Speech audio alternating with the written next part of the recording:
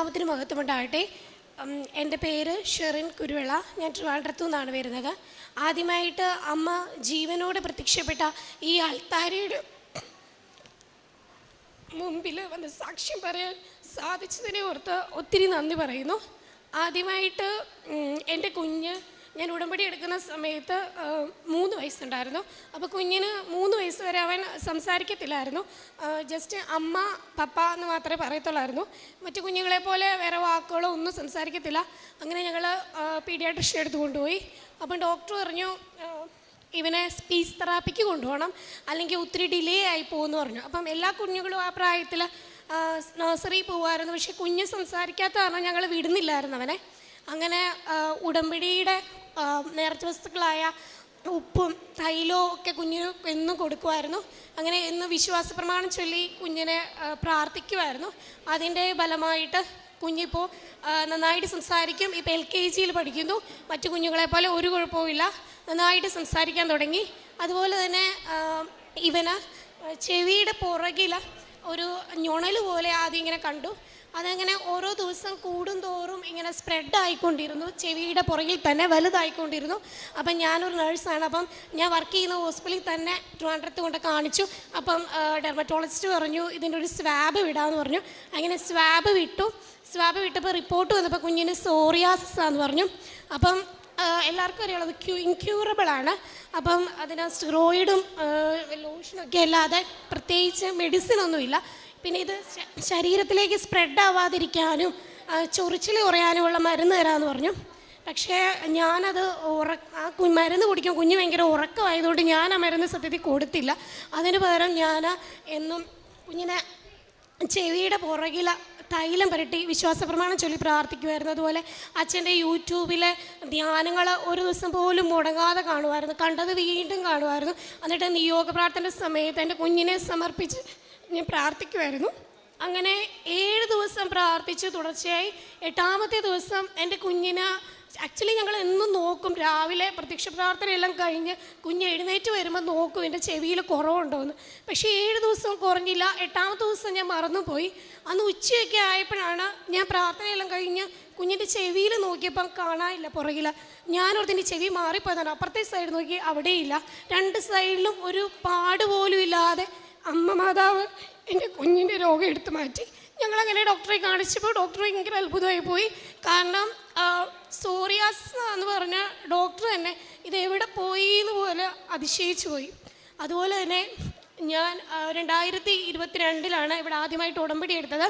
അപ്പോൾ ഞാൻ ഒരു പ്രാവശ്യം OET എഴുതിയിട്ടാണ് ഇവിടെ വന്നത്. പക്ഷേ അന്ന് എനിക്ക് കിട്ടിയിട്ടുണ്ടായിരുന്നില്ല.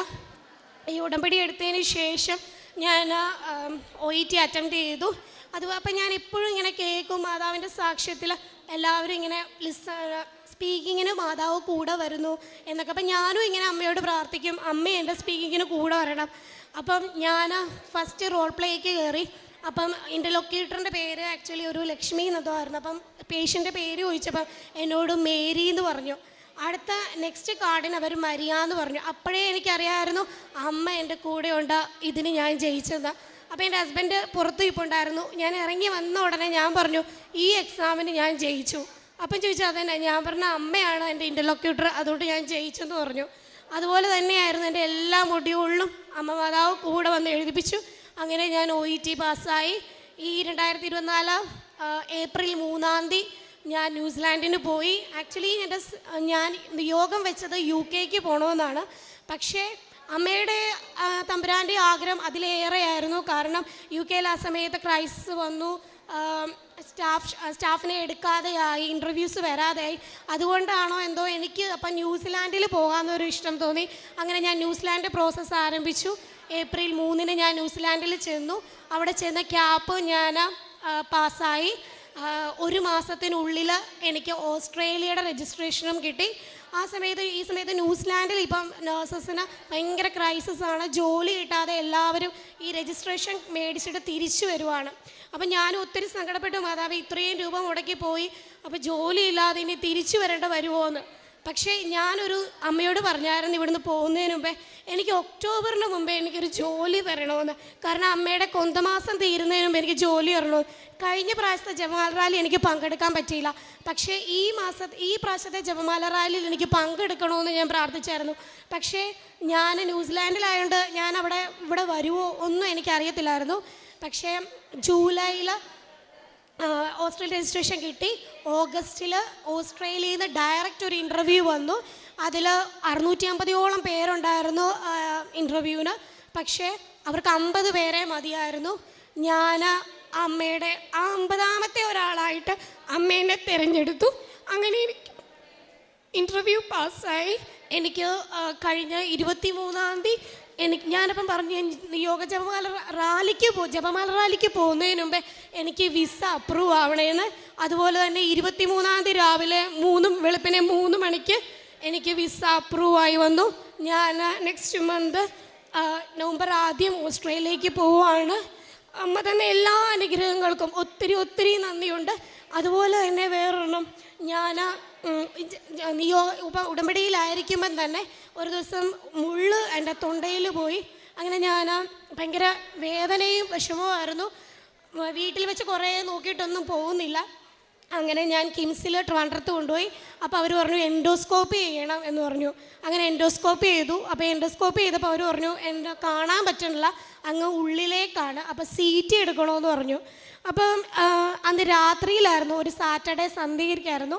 അപ്പം ഞങ്ങൾ പറഞ്ഞു CT നാളെ എടുക്കാമെന്ന് പറഞ്ഞു. അപ്പോൾ അവർ പറഞ്ഞു നിങ്ങൾക്ക് അറ്റ് റിക്വസ്റ്റിൽ എഴുതി വെച്ചിട്ട് പോവുകയാണെങ്കിൽ നിങ്ങൾക്ക് പോകാം, ഇല്ല ഇതിൽ എന്തെങ്കിലും കോംപ്ലിക്കേഷൻ ഉണ്ടാവുകയാണെങ്കിൽ ഞങ്ങൾ ഇതിന് ഉത്തരവാദി ആയിരിക്കത്തില്ലെന്ന് പറഞ്ഞു. അപ്പം ഞങ്ങൾ കുഴപ്പമില്ല എന്ന് പറഞ്ഞു. അങ്ങനെ എഴുതി വെച്ചു. അങ്ങനെ തിരിച്ച് വീട്ടിൽ വന്നു. വീട്ടിൽ വന്നിട്ട് പ്രത്യക്ഷീകരണ പ്രാർത്ഥനയും വിശ്വാസ പ്രമാണം ചൊല്ലി തൊണ്ടയിൽ കുരിശ് വരച്ച് പ്രാർത്ഥിച്ചു. അന്നപ്പോഴൊന്നും എനിക്ക് ഉമ്മനീര് പോലും ഇറക്കാൻ പറ്റാത്ത വേദനയായിരുന്നു. വെള്ളം മാത്രമായിരുന്നു കുടിച്ചിടുന്നത്. അന്ന് രാത്രി ഫുഡ് കഴിക്കാൻ വയ്യായിരുന്നു. എന്നിട്ട് പിറ്റേ ദിവസം ഞായറാഴ്ച വിസ്തുർബാനയ്ക്ക് പോയി. ഞാൻ ഹസ്ബൻഡിനോട് പറഞ്ഞു നമുക്ക് വിസ്തുർബാനയ്ക്ക് പോയിട്ട് ശേഷം നമുക്ക് കിംസിൽ പോയി CT എടുക്കാം. അപ്പോൾ അത് ശരിയെന്ന് പറഞ്ഞു. ഞങ്ങൾ വിസ്തുർബാനയ്ക്ക് പോയി. അങ്ങനെ കുർബാന സ്വീകരിക്കുന്നതിന് മുമ്പേ ഞാൻ തമ്പുരാനോട് പ്രാർത്ഥിച്ചു, തമ്പുരാനെ നീ തൊട്ടവരും നിന്നെ തൊട്ടവരും സൗഖ്യമായി. അപ്പം നിന്നെ ഉള്ളിലേക്ക് സ്വീകരിക്കുന്ന എനിക്ക് എന്തായാലും സൗഖ്യം കിട്ടും, എനിക്ക് ഇനി CTയുടെ ആവശ്യമൊന്നുമില്ല. അങ്ങനെ ഞാൻ വിസ്തുർബാന സ്വീകരിച്ചു, തിരിച്ചു വന്നു. പക്ഷേ ഞാൻ വെള്ളമൊക്കെ ഇറക്കി, പക്ഷേ ഞാൻ മറന്നുപോയി എനിക്ക് തൊണ്ടയ്ക്ക് വേദനയാണെന്നുള്ള കാര്യം. ഞാൻ വിസ്തുർബാന കഴിഞ്ഞു പുറത്തിറങ്ങി. അപ്പോൾ ചായ എന്തോ കുടിച്ചു. അപ്പോഴെന്നോട് ഹസ്ബൻഡ് ചോദിച്ചു നിനക്കിപ്പോൾ ചായയൊക്കെ കുടിക്കാമോ, വേദനയില്ലേ? അപ്പോഴാണ് ഞാൻ ആലോചിച്ചത് എൻ്റെ തമ്പുരാൻ എൻ്റെ തൊണ്ടയിൽ എല്ലാ വിഷമങ്ങളും എടുത്തു മാറ്റി. അത്രയധികം എനിക്ക് ഒത്തിരി അനുഗ്രഹങ്ങൾ തന്നിട്ടുണ്ട്. ഞാൻ എഴുതി വെച്ച എല്ലാ നിയോഗങ്ങളും എനിക്ക് സാധിച്ചിട്ടുണ്ട്. ഒരു നിയോഗം മാത്രമേ ഇനി സാധിക്കാനുള്ളൂ. അത് അമ്മയുടെ ഇഷ്ടത്തിന് ഞാൻ വിട്ടുകൊടുത്തിരിക്കുകയാണ്. എല്ലാത്തിനും തമ്പുരാനൊരു പദ്ധതിയുണ്ട്. അത് നാശത്തിനല്ല ക്ഷേമത്തിനുള്ള പദ്ധതിയാണ്. ഞാൻ കാരുണ്യപ്രവൃത്തി ചെയ്യുന്നത്, ഞാൻ പത്രം, ഓട്ടോ സ്റ്റാൻഡ്, അങ്ങനെ ഹിന്ദുക്കൾ എല്ലാവർക്കും കൊടുക്കുന്നത്. ക്രിസ്ത്യാനികൾക്ക് കുറച്ചേ കൊടുക്കുകയുള്ളൂ, കാരണം അവർക്ക് അറിയാമല്ലോ, അതുകൊണ്ട്. അപ്പോൾ ഈ കൊടുക്കുന്ന എല്ലാവർക്കും ഞാൻ ഫുഡും കൊടുക്കും. ഞാൻ മിക്കവാറും ഫുഡ് വീട്ടിൽ തന്നെ ഞാൻ ഉണ്ടാക്കും. തികയാത്തത് പുറത്തുനിന്ന് വാങ്ങിക്കും. അങ്ങനെ ഞാനും ഹസ്ബൻഡും പിള്ളേരും കൂടെ ചേർന്ന് കൊടുക്കും. പിന്നെ ഓർഫനേജിൽ ഫുഡ് കൊടുക്കും. അങ്ങനെ ഞങ്ങളെ കൊണ്ട് ചെയ്യാൻ പറ്റുന്നതായിട്ടുള്ള വസ്ത്രങ്ങളായിട്ടും എല്ലാം ചെയ്യുന്നുണ്ട്. പിന്നെ മാതാവിൻ്റെ സാന്നിധ്യം, എല്ലാവരും പറയും ഒരു പ്രാവശ്യം മാതാവിൻ്റെ സ്മെല്ല് കിട്ടി, 2 പ്രാവശ്യം സ്മെല്ല് കിട്ടി. പക്ഷേ എനിക്കറിയത്തില്ല, എനിക്ക് എപ്പോഴും മാതാവിൻ്റെ സ്മെല്ലാണ്. ഞാൻ പിള്ളേരോട് പറയും അമ്മ വന്നിട്ടുണ്ട്, ഉടനെ പിള്ളേർ ഓടിപ്പോയി വീടിൻ്റെ മാതാവിൻ്റെ രൂപമുണ്ട് അവിടെ പോയി പ്രാർത്ഥിക്കും. അത് എവിടെ ഞാൻ ന്യൂസിലാൻഡിൽ പോയി ഞാൻ പ്രാർത്ഥിച്ചു, അമ്മേ ഞാൻ ന്യൂസിലാൻഡിൽ കാല് വെക്കുന്നത് അമ്മയുടെ കൈ പിടിച്ചിട്ടാണെന്ന്. അതുപോലെ തന്നെയായിരുന്നു, അമ്മേൻ്റെ കൂടെ വന്നു. ഞാൻ ഇപ്പോൾ എവിടെ ഇൻ്റർവ്യൂവിന് പോയപ്പോഴും ഇപ്പോഴും അമ്മ എൻ്റെ കൂടെ ഉണ്ടായിരുന്നു. ആ സാന്നിധ്യം ഞാൻ തിരിച്ചറിഞ്ഞു. അതുപോലെ ന്യൂസിലാൻഡിൽ ചെന്നിട്ടാണെങ്കിലും വിശുദ്ധ കുർബാന മുടക്കേണ്ടതായിട്ട് എനിക്ക് വന്നിട്ടില്ല. ഇംഗ്ലീഷ് കുർബാന ആണെങ്കിലും തപ്പി പിടിച്ചു പോയി വിശുദ്ധ കുർബാന സ്വീകരിക്കുമായിരുന്നു, കുമ്പസാരിക്കുമായിരുന്നു. അതിൻ്റെ എല്ലാ അനുഗ്രഹങ്ങൾ അമ്മ മാതാവ് വാരിക്കോരി തന്നുകൊണ്ടിരിക്കുന്നുണ്ട്. എത്ര പറഞ്ഞാലും തീരാത്ത അനുഗ്രഹങ്ങളാണ് എൻ്റെ മാതാവ് എനിക്കും എൻ്റെ കുടുംബത്തിനും തന്നത്. ഇത്രയും അനുഗ്രഹങ്ങൾ തരാനും മാത്രം എന്ത് യോഗ്യതയാണ് എനിക്കെന്ന് പോലും എനിക്കറിയത്തില്ല. ഇത്രയും അനുഗ്രഹങ്ങൾ തന്ന അമ്മ മാതാവിനും തിരുക്കുമാരനും കോടാനുകോടി നന്ദി. ലൂക്കായുടെ വിശുദ്ധ സുവിശേഷം 8:21 ദൈവവചനം കേൾക്കുകയും അതനുസരിച്ച് ജീവിക്കുകയും ചെയ്യുന്നവരാണ് എൻ്റെ അമ്മയും സഹോദരരുമെന്ന് ഈശോ പറയുന്നുണ്ട്. ഉടമ്പടിയിലൂടെ ഓരോ കുടുംബവും അല്ലെങ്കിൽ ഓരോ വ്യക്തികൾ എങ്ങനെയാണ് ഈ വചനത്തിന് അനുസൃതമായി തങ്ങളുടെ ജീവിതം ജീവിക്കുന്നത് എന്നുള്ളത് തന്നെയാണ് നമുക്ക് കാണുവാൻ കഴിയുക. ഇന്ന് ഇവിടെ വന്ന് ഷെറിൻ എന്ന ഈ മകള് സാക്ഷ്യം പങ്കുവയ്ക്കുമ്പോൾ തൻ്റെ കുഞ്ഞിൻ്റെ രോഗസൗഖ്യവും അതുപോലെ തനിക്ക് OET പിന്നീട് തനിക്ക് കിട്ടുന്ന സെലക്ഷൻ 50 പേരിൽ 50ാമത്തെ ആളായിട്ട്, അതായത് ഏകദേശം 500 പേരോളമുള്ള ആ ഒരു ടീമിൽ നിന്നൊക്കെ ഈ മകളെ 50ാമത്തെ വ്യക്തിയായിട്ട് തന്നെ തിരഞ്ഞെടുത്തു. ഓരോന്നിലും ദൈവം നമ്മോടൊത്ത് ചരിക്കുന്ന അനുഭവമാണ് ഈ മകൾക്ക് പങ്കുവയ്ക്കുവാനുള്ളത്. ഉടമ്പടി നേർച്ച വസ്തുക്കളൊക്കെ എങ്ങനെ ഉപയോഗിച്ചു, അതിൽ നിന്നൊക്കെ തനിക്ക് കിട്ടിയ ശക്തി, അതുപോലെ വിശുദ്ധ കുർബാനയോടുള്ള ഒരു ആരാധനാ മനോഭാവം, വിശുദ്ധ കുർബാന അനുഭവിക്കുവാനുള്ള അതിയായ അഭിവാഞ്ച, അതൊക്കെ എവിടെ പോയാലും, അതായത് താൻ ന്യൂസിലൻഡിൽ പോയപ്പോഴും അതിനുള്ള സാഹചര്യങ്ങൾ അന്വേഷിച്ചു പോവുകയാണ്. ഈ ഒരു അന്വേഷണമാണ് ദൈവവും നമ്മെ അന്വേഷിക്കാൻ ഇടയാകുന്നത്. നാം കർത്താവിനെ എത്രമാത്രം അന്വേഷിക്കുന്നു, ദൈവത്തിന് വേണ്ടി എത്രമാത്രം സമയവും ആരോഗ്യവുമൊക്കെ നാം ചിലവഴിക്കുന്നു, അപ്പോൾ ഈശോയും നമുക്ക് വേണ്ടിയിട്ട് അന്വേഷിക്കുന്ന, അതായത് നമ്മെ അന്വേഷിച്ച് നടക്കുന്ന ഒരു ദൈവത്തെ നമുക്ക് കാണുവാൻ കഴിയും. നമ്മുടെ കൂടെ നടക്കുന്ന ദൈവ സാന്നിധ്യം നമുക്ക് അനുഭവിക്കാൻ കഴിയും.